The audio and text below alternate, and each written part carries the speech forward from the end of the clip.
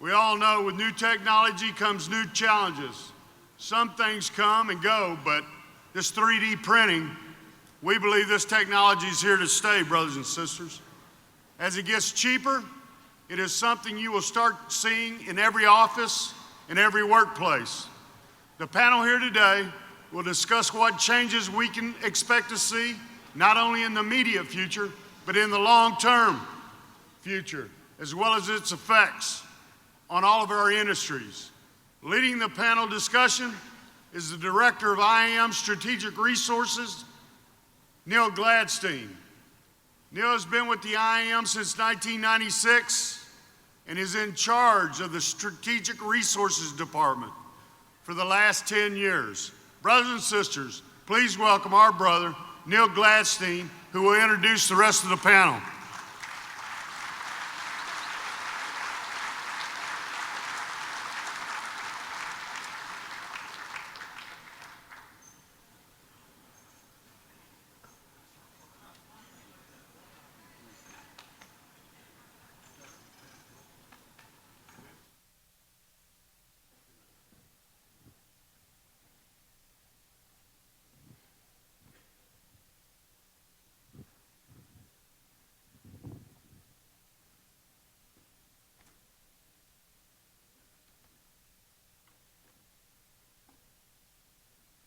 Good afternoon, everyone. So I'm going to let my panel self-introduce themselves. When we start with Rich. Good afternoon. My name is Rich Pantoja. I'm an economist with the Grand Lodge, assigned to transportation, home of the double-digit raise. A few months ago, Neil asked me to be part of this 3D printing panel and to begin looking into the technology and exploring possible ways for us to put the technology on display here at the convention and explore its potential uses and how it will be intruding into our bargaining units in the near future. So I started doing some research and ended up looking into this 3D printer that I'll explain more as we go on. Good afternoon, brothers and sisters. My name is Jim Reid. I'm Director of Safety and Health, Apprenticeships, and Scholarships. And we have formed this committee to try and figure out the impacts on our members and how we can deal with those impacts into the future. Good afternoon, brothers and sisters.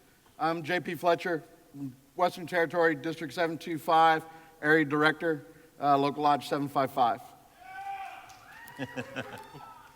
Good afternoon, brothers and sisters. My name is David Brewer. I'm ADBR with District 725, come out of Local Lodge 946, Rancho Cordova, California. Go Raiders!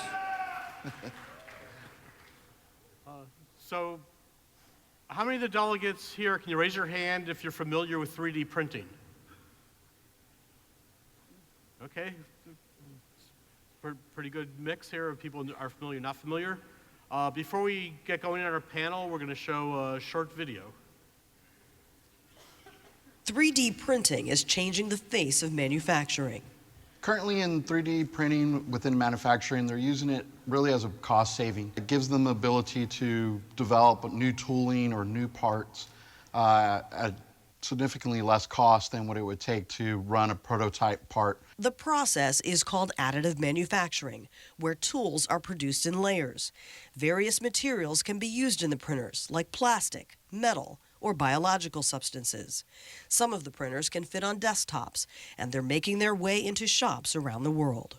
The first concern was that they were developing development parts and tooling, and it was the salary employees that were currently performing the job.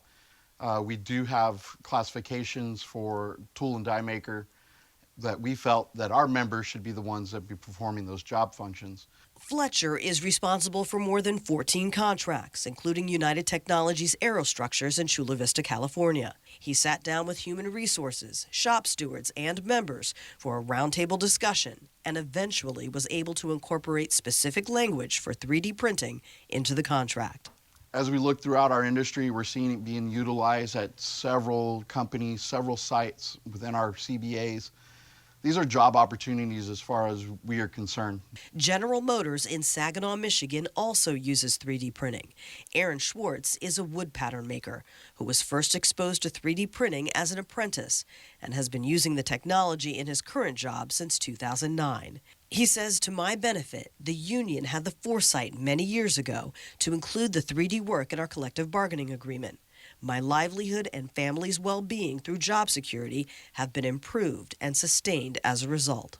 This desktop printer is using eco-friendly biodegradable plastic with a low melting temperature to create the IAM logo. It was also used to produce the letters and numbers you see here.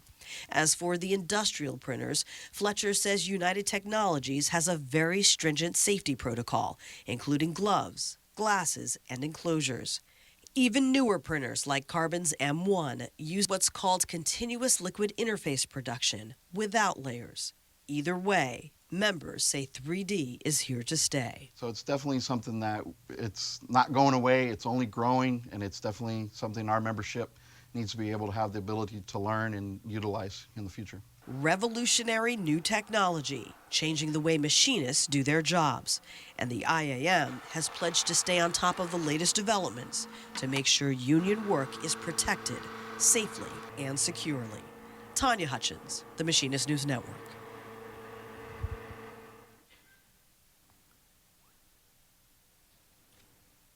"3D printing is a rapidly evolving technology that allows for the production of a wide range of products using a printer instead of traditional manufacturing methods. It is often referred to by other names such as additive manufacturing. 3D printers can now use powdered metals. It is no longer just making products using plastic.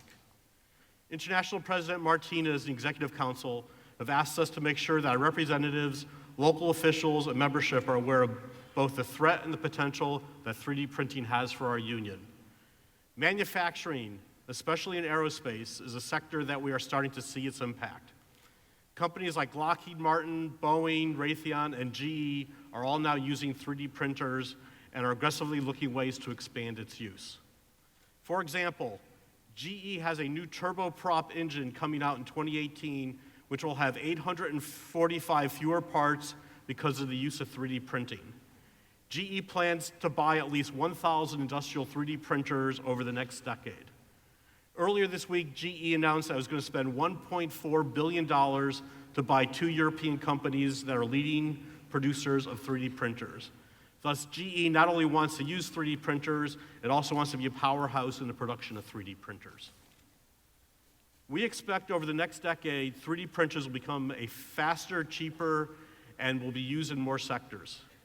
Their use will not only expand in manufacturing, but we expect to see them appearing in every place where our members work. For example, in repair and overhaul, people will start using 3D printers for replacement parts and tools. In offices, hospitals, and other service sector areas, people will be using 3D printers for many of their supplies. Like CNC machines and computers, new technology will impact our work sites. The question is, how will we as a union respond to 3D printing, and how we protect our members and prepare our members for the future? Jim? The other aspect of how this affects our members, if you have one of these at home, for example, it puts off ultra-fine particles, nanotechnology essentially. And these are smaller, or as small as virus germs. So you think of those materials in your environment, whether you're at work or at home, and what it can do to your family. There is no research being done right now on the effect of those ultrafine particles on the different types of materials that you may use. We're using I guess a starch-based plastic. It's relatively low melting point. Other types of plastic or metals will have different types of problems. We all have the MSDSs, or the safety data sheets for those materials, but when you get to nanotechnology, you don't know what the impacts are. And NIOSH, the CDC, and other agencies have not been very proactive in developing or getting that material. Remember, 60, 70 years ago, we thought asbestos was not going to be a problem. Over time, you see what can happen. So it's important to make sure that we protect our members, we protect our families if you have a 3D printer at home, and that we learn the best ways to utilize this and keep it our jobs as the technology. Talk a little bit about contract language we can. Oh, yes, definitely. Contract language. You've seen technology language in the IM. We've had it for years with all the different technologies since the 80s, many pages. We need to consider how we can adapt technology language for our contracts to make sure that our members are being trained in how to use the technology in either the use, the removal, certainly using the safety aspects, but it should be our work. The same way when CNC machines came in, we fought that. Employers said the programming has to be management. We got that. Now we have to continue to do this with 3D printing.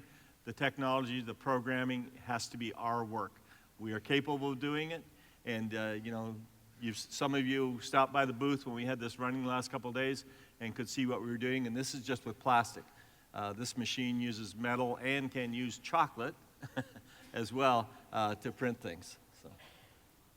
So. Rich, can you briefly describe how you became a 3D printing expert? Sure. Yeah, as I mentioned earlier, Neil had asked me to be on the 3D printing committee, I guess is what we're calling it now, to explore the technology and, like I said, ultimately come up with a way to have this technology on display here at the convention and potentially for use going forward in some sort of training or demonstration at the harbor. So I began looking into it. I took a safety and basic use class at a place called Tech Shop in Arlington, which offers use of a number of different machines, including a 3D printer. They taught me how not to destroy the machine or myself, and then from there on, I was pretty much on my own. I watched a number of YouTube videos and started sort of training myself on the machine for a couple hours a week over the last 2 months or so. I'm now somewhat functional with it, by no means proficient, but I have been able to print a number of items that I'll go through in just a moment, as well as do some light maintenance on the machine and even get into it and do some repair. I don't have any technical expertise or training in my past at all, so and I guess that was the point of me being on the committee, was to prove that just about anybody could use this technology. Can you show the wrench? Say that again? Show the wrench. Oh yeah. So first, I'll go through just quickly of how the machine works. So this is called a Robox. It's manufactured by CEL, which is a British company. It pulls in material from a reel mounted on the side of the machine.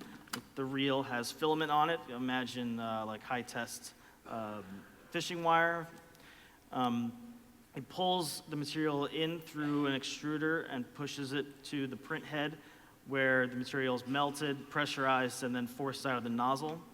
From there, the print head works much like an inkjet printer, moving around the print bed and creating materials, parts, fully assembled pieces in layer by layer, one layer at a time.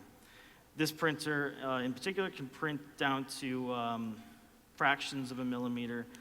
This printer can print at 20 microns, which is approximately the same width of 5 red blood cells. So, see this? I just made a simple IAM 2016 logo. It's made from about 80 layers of plastic material. Here's a better look at the filament.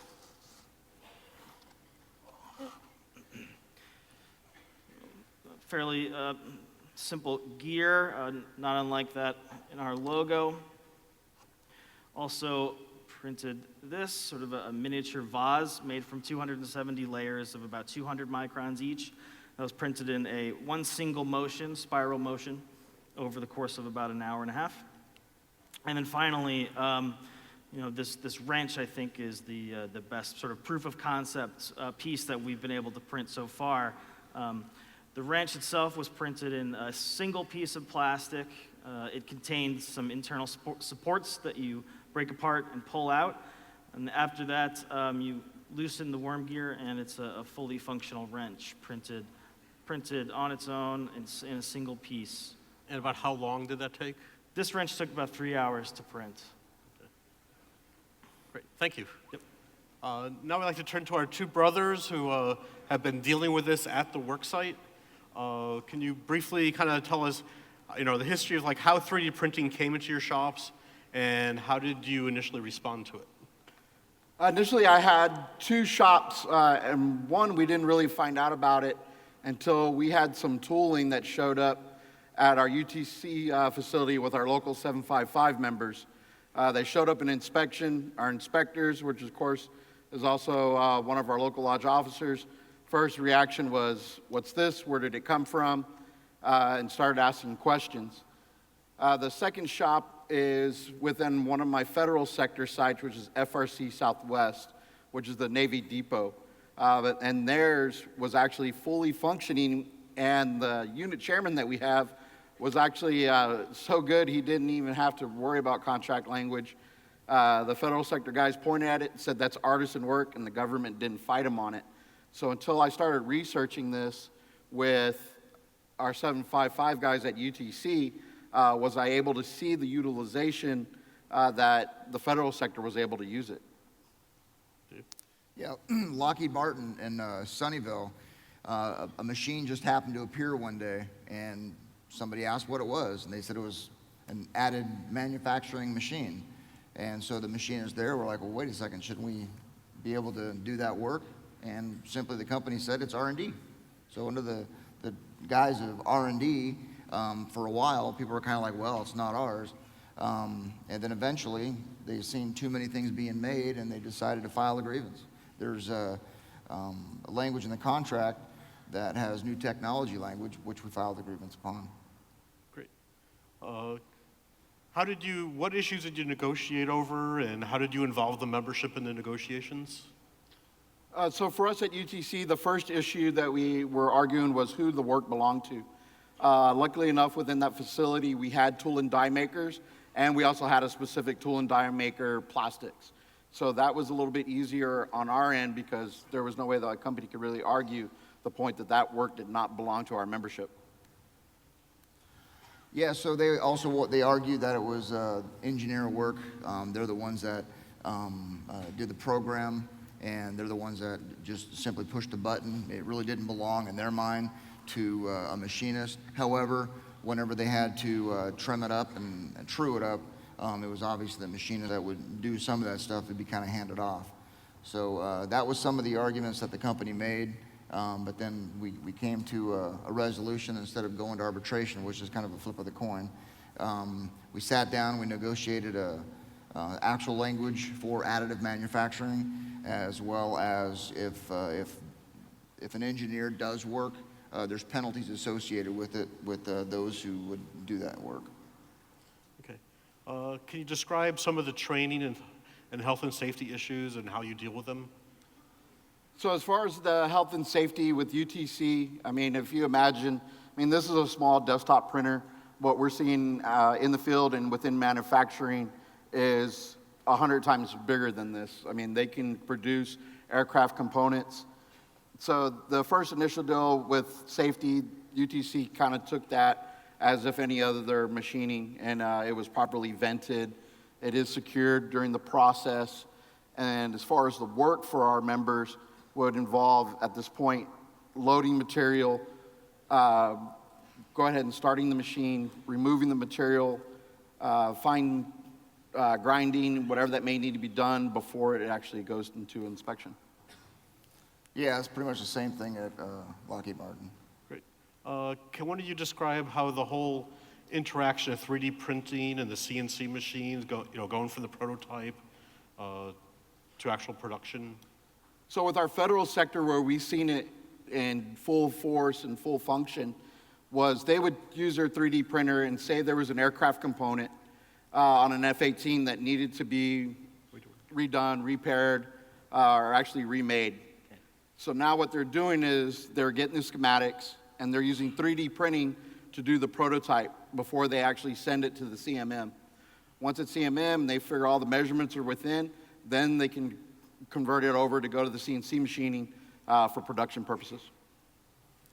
You kind of covered it. What sort of job impacts are you seeing? Is it de-skilling jobs? Is it adding jobs? Are you losing jobs? Are you creating new job titles? How is that, affecting the whole jobs? Some of the challenges that we had when we were actually negotiating with the company on the language was that they were saying that, it doesn't take a high-paid machinist to do the work. So we did negotiate a little bit lower rate, although the higher rated skill could actually do that work. So yeah, the company comes back and says that it doesn't take much skill to do it, and the problem is, and the concern is, some of that work is going to go away, and they're going to rely solely on the additive manufacturing.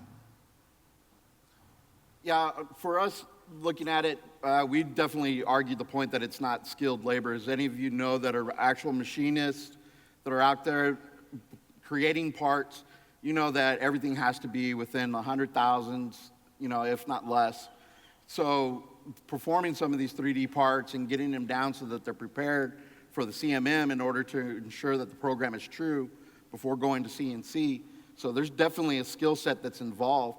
The other thing that we're doing is, right now, we're not seeing that there's somewhere, at least there in San Diego, where someone can go. We've been working with a school there in San Diego called Workshops for Warriors. It's actually a program that's free to all veterans.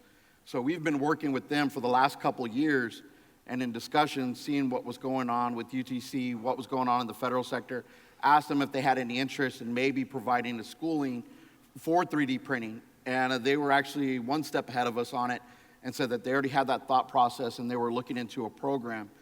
And so what we wanted to be able to do is not only have our members to run the machine, we want them to be able to program it, we want them to run it, and we want them to repair it. So that way all the work is inclusive within our shops and to our members. Great, thank you. Kind of the same. Okay. Now, you're both representing workers at large facilities. For our members and our delegates out here who have people in the small tool and die shops, what sort of advice would you give to them? I would definitely say that this is something that you can't allow them to give the stereotypical answer of, oh, it's just a desktop printer.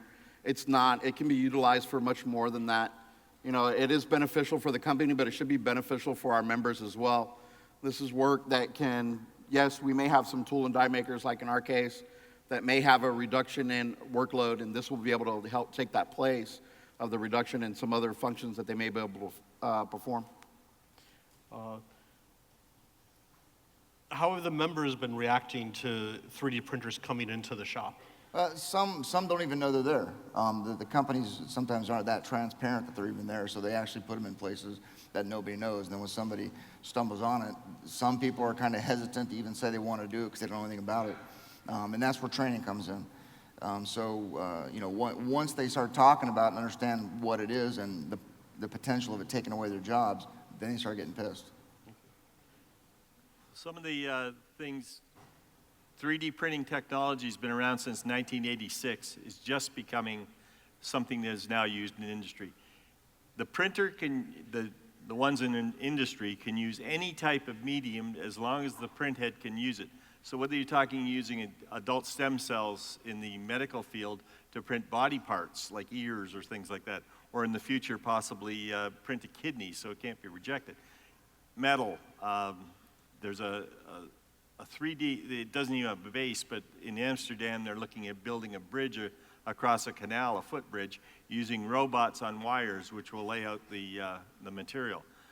Anything that we could put through a print head can be printed using a 3D printer. We just need to be aware of that technology and how quickly it's advancing. Last year the sales was $3.07 billion for small desktop printers. And just think about the size of the ones that JP and Dave talked about. You can begin printing almost anything, and that's a challenge for us and our work. Yeah, in fact, Aerojet was awarded a contract with the government, a $6 million contract to do work for the Atlas V 3D printing. Does that make it, sky's not the limit anymore, right? Yep. Yep. Do you have any final advice for our delegates? this is something that it's not going away. And when I first was tasked with this and addressing it specifically, the Executive Council was definitely way ahead of this and knew the importance of this. And it definitely is. After researching this and understanding, like Dave just said, sky is no longer the limit. I mean, these 3D printers are going to be involved in almost every aspect of our skill set. So it's something that we got to be able to address, we got to be on top of, and we got to get specific language in our contracts to deal with it. Yeah, we got to be vigilant, make sure that we get to our members on the floor. If they see a new area that's kind of cordoned off, find out what's in there. It might be a 3D printer. They come in all shapes and sizes, and they're probably going to get bigger. So keep an eye out, make sure we have language in the contract that'll back that up, and file a grievance and move forward. And one important thing is we need to be proactive on this. If you have a formal labor management committee or an informal, in your discussions with the employers, ask them about 3D printing, because most of them, they're not going to want to talk about it, and they just want to kind of sneak it in and have the engineers and the salaried people doing it. And so, we need to be asking about that. We want to keep the work in our bargaining units. We want our members trained for it, and as Jim said, we want to have all those health and safety issues addressed. And we thank you for your time. Thank you.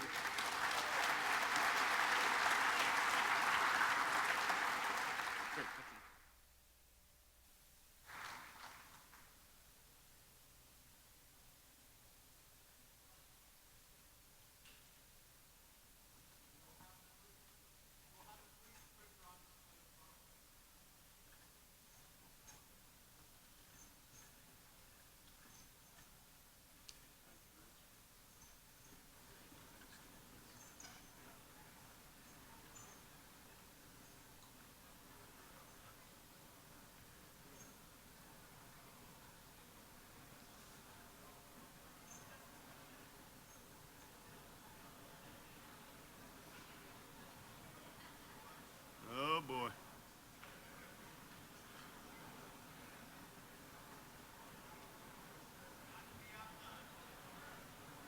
Hey.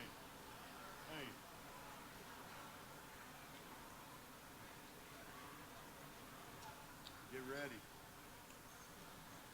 Chair recognizes the delegate at